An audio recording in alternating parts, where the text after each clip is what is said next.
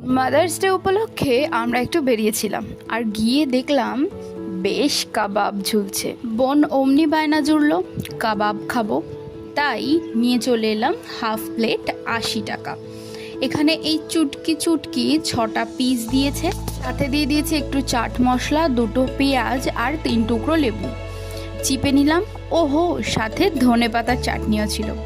একটু ডিপ করে মুখে দিতেই বম ব্লাস্ট। কাবাব খেতে কাবাবের মতোই ছিল। আমার বোন তো চিকেন নামে পাগল, তাই ওর চিকেনের যে কোনো আইটেমই খুব ভালো লাগে।